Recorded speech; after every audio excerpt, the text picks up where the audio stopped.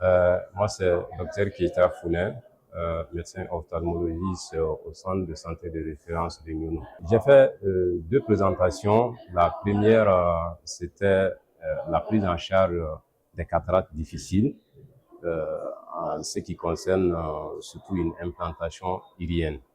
Parce que généralement, vous savez, dans le cadre des cataractes difficiles, la prise en charge elle est particulière. Et la première présentation, c'était des cas où on ne pouvait pas mettre l'implant classique. Habituellement, dans la chirurgie de la cataracte, on met un implant de chambre postérieure. Mais dans ce cas, la chambre postérieure, effectivement, il n'y avait pas de capsule postérieure. Donc, il fallait faire une implantation sur l'iris. C'est ce qu'on appelle l'implant artisan. Ça, c'est en ce qui concerne la première présentation. Et la deuxième présentation, vous savez, il y a plusieurs types de cataractes, dont les cataractes post-traumatiques. Ça, on les retrouve généralement chez les enfants, les adolescents, raison pour laquelle ça, c'était la prise en charge, effectivement, des cataractes post-traumatiques chez les adolescents. Là également, c'était des cas, on voit qu'il y avait des complications, comme vous avez constaté. Quand tu prends la cataracte, on enlève le cristallin opacifié. Mais à cause des complications, surtout le traumatisme, il n'y avait même pas de neurocristallinien, mais c'est la capsule antérieure qui était vraiment adhérée à l'iris. L'objectif, c'était effectivement de reséquer cette capsule antérieure et mettre un implant de sac postérieur. Donc, dans ces deux derniers cas, là, c'était l'implantation de mettre un implant dans la chambre postérieure et là, qui a été bien réalisé, effectivement, et les résultats ont été vraiment satisfaisants pour nos deux observations. Oui, je remercie vraiment l'ensemble des organisateurs. Je les félicite vraiment pour ce thème vraiment intéressant. Là également, surtout tous nos maîtres, parce qu'effectivement, qui sont là. Et là, je remercie tous nos collègues et surtout également l'équipe de Nyono ici présent qui nous ont vraiment accompagnés. C'est vrai, moi, je suis le responsable du service. J'ai présenté nos thèmes, mais une chirurgie, c'est une équipe. Donc là, en dehors de moi, il y a d'autres effectivement membres effectivement de cette équipe chirurgicale. Donc je les remercie tous.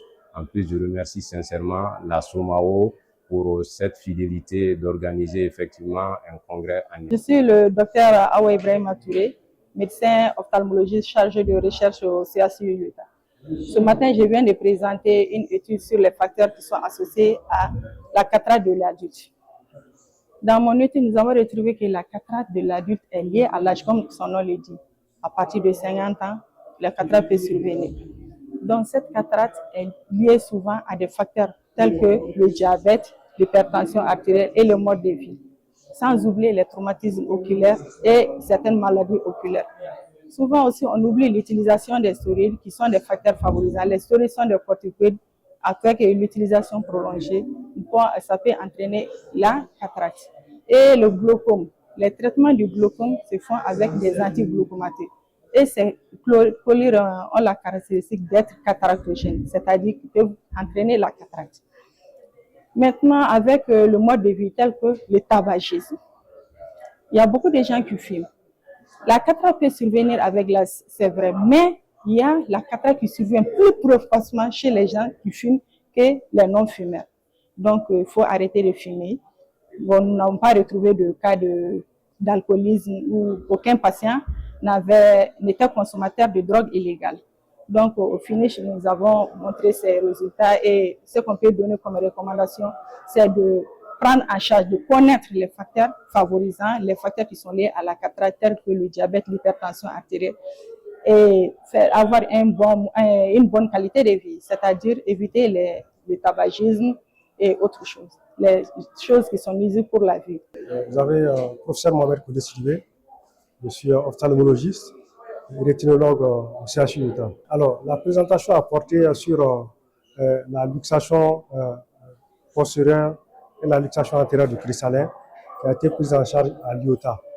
Et les causes étaient le plus liées à la luxation traditionnelle du cristallin. Ce qui nous inquiète, parce que cela voudrait dire qu'on continue à opérer les patients traditionnellement. Mais dans notre échantillonnage, nous avons quand même pu prendre en charge ces patients convenablement, ce qui a fait que si plus de 80% de ces patients présentaient une cécité, 30 jours après leur opération, Donc, il y a au moins les 2 tiers qui avaient obtenu une acuité visuelle satisfaisante. Alors, nous ne pouvons que remercier les organisateurs qui nous ont vraiment donné l'opportunité de présenter nos travaux de recherche et ainsi contribuer à la lutte contre la cécité au Mali et en Afrique. Je suis le docteur Ousmane Ly, je suis expert en santé numérique et intelligence appliquée à la santé. Alors, ce panel était un panel très intéressant, ça parlait de la place de l'IA dans les soins oculaires. Et tous les panélistes ont été convaincus et ont convenu là-dessus que dans les soins oculaires, l'IA a sa place dans la rétinopathie diabétique. Parce que c'est une maladie diffuse, une maladie assez difficile qui fait perdre la vue aux diabétiques. Et donc, dont l'installation peut passer sournoisement.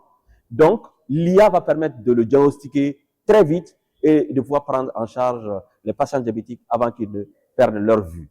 Donc, c'est ce qui fait que, unanimement, on a été convenu que dans les soins oculaires, l'IA a sa place dans la prise en charge de le diagnostic de la rétinopathie diabétique. Au-delà de cela, on a prospecté d'autres questions pendant le panel. Alors, le Mali, on a un problème d'avoir des données structurées. Vraiment, on a des soucis par rapport à ça, des données structurées. Et puis, on a souvent même l'absence de données. Or, le moteur de l'IA, le moteur de l'intelligence artificielle, c'est les données. On dirait même le carburant, c'est-à-dire ce qui fait fonctionner vraiment l'intelligence artificielle, c'est les données.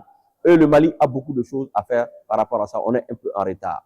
Donc, nous exhortons les professionnels de santé et surtout aussi les pouvoirs publics à mettre en place un environnement et un écosystème nécessaire pour qu'on capte le plus de données numériquement, ce qui va nous permettre de développer des modèles d'intelligence artificielle adaptés à nos réalités locales. C'est de les remercier d'avoir donné l'opportunité de venir parler d'intelligence artificielle et surtout de nous donner l'opportunité, par exemple, d'avoir passé une chanson, Les Guerriers du Mali, et une chanson en Peul qui a été totalement faite avec de l'intelligence artificielle dans le cadre de la Semaine nationale de la réconciliation 2025. Et donc, nous espérons que cela va continuer et que le Congrès va toujours associer les exercices en intelligence. Alors, je suis le professeur Lamid Traoré. Je suis le coordinateur du programme national de santé oculaire. Alors, le résumé, c'était essentiellement sur les cataractes difficiles. Alors, vous savez, la cataracte, c'est une opacification du cristallin qui entraîne une baisse d'acuité visuelle. C'est l'intervention la plus pratiquée dans le monde. Mais cette cataracte peut aussi revêtir des caractères très difficiles. Donc, ce qui fait que les chirurgiens, les patients, souvent peuvent avoir beaucoup d'appréhension. Donc, pour les chirurgiens, c'est comment parvenir à une chirurgie de qualité.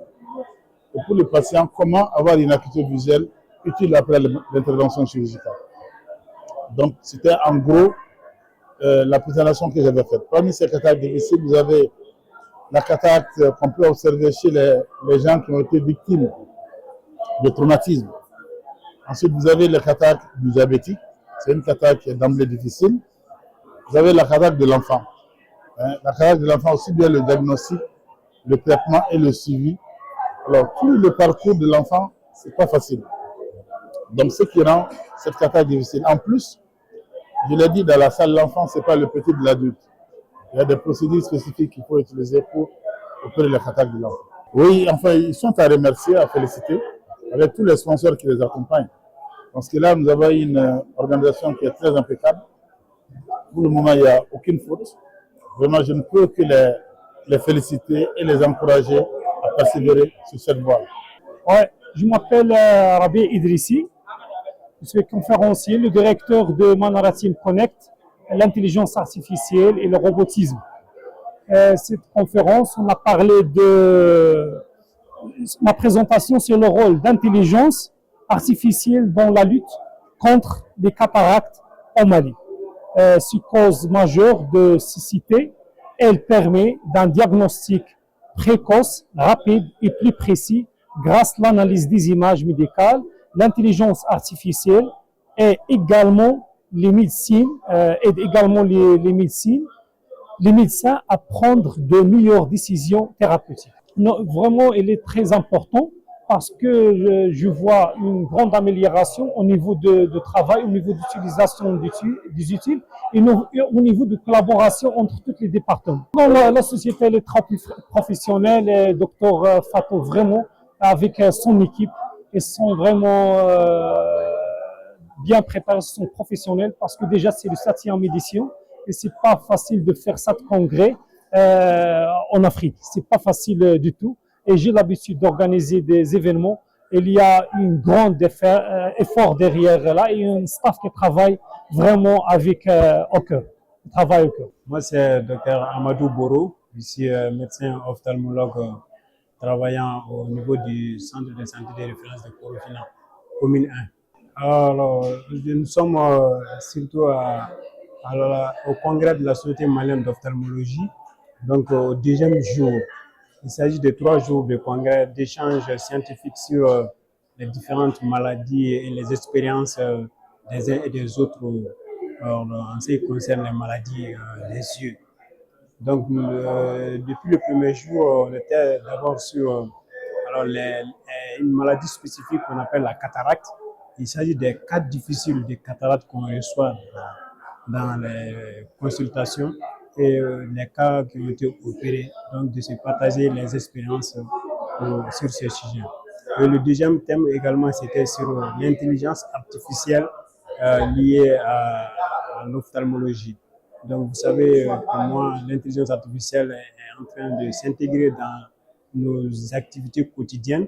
Donc, l'ophtalmologie aussi s'intéresse beaucoup à l'intelligence artificielle. Donc, il y a eu des experts venant de plusieurs pays, notamment la France, le Maroc, et Dubaï, les Émirats arabes, Dubaï, donc qui sont des experts en intelligence artificielle qui sont venus échanger. Nous avons aussi nos experts au Mali, à savoir le docteur Lee, le professeur Bagayoko, donc Cheikh Oumar, qui ont échangé sur le sujet.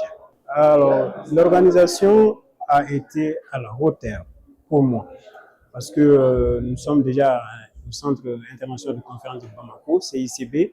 Donc, l'organisation, bien en amont, était surtout les préparations voilà, des différentes présentations scientifiques et aussi ces préparations ont tous été respectées et réalisées.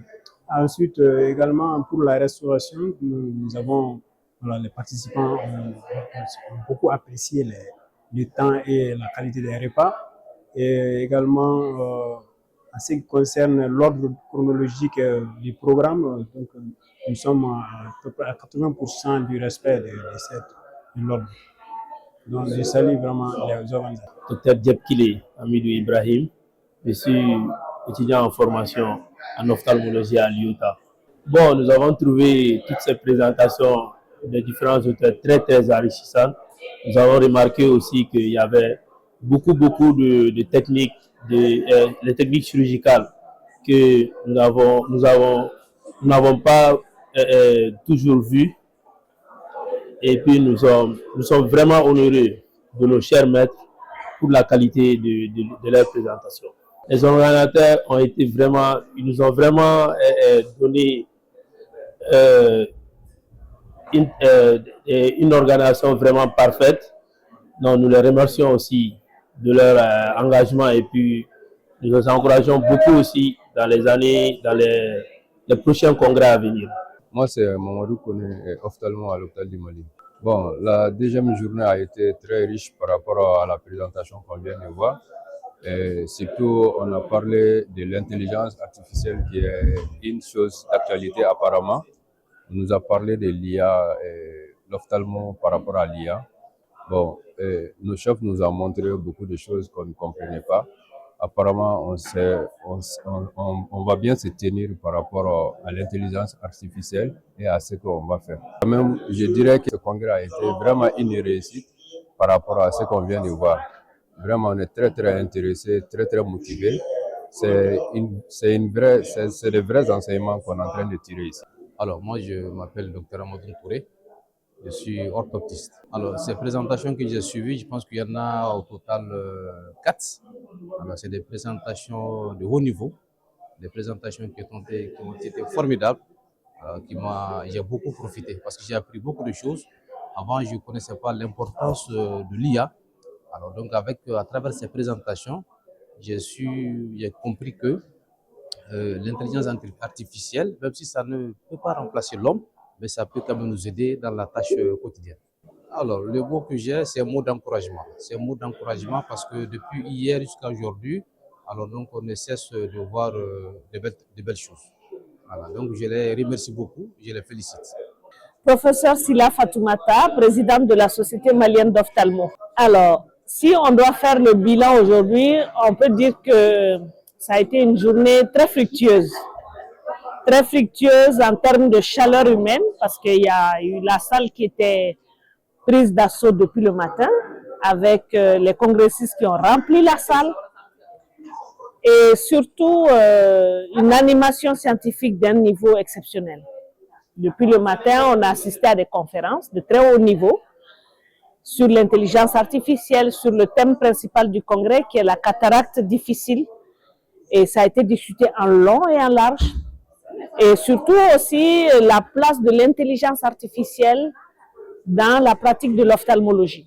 Donc ça a été vraiment un apport capital pour éclairer les membres de l'association et les congressistes sur l'avènement de nouvelles technologies qu'est l'intelligence artificielle. Dans l'après-midi également, on a été tenu en haleine à travers les présentations scientifiques qui sont exceptionnelles, qui ont été très intéressantes. Vous-même, vous venez de voir, il est à 18h et la salle était pleine à craquer. Donc, très honnêtement, on peut dire que la journée d'aujourd'hui, une journée de succès. Alors, leur dire, qu'est-ce qu'on peut dire d'autre?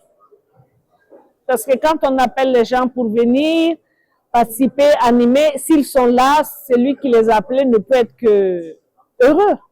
Je suis très heureuse. Le bureau, tout le bureau est très heureux par rapport à l'engagement et à la mobilisation.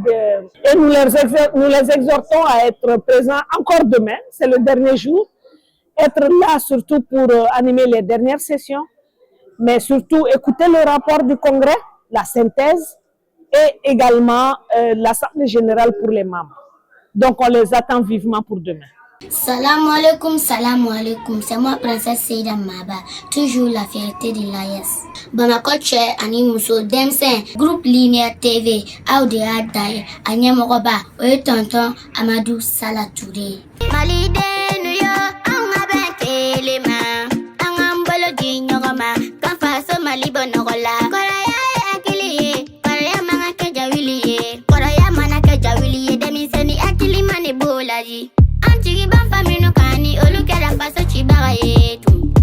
Owa usira an demisa untigi bichen. Komiti fo, komiti ye chen kono. An bigo be dani ye bi an mali ben kono. Poro Malion, Lumière TV mau kungambora tuguni. Ala. Nigo information yere igo Lumière TV, nigo fargolo nyanaje o kulafoni igo Lumière TV, nigo koduma jamana kunganko ko ba fa dugu ngola ni be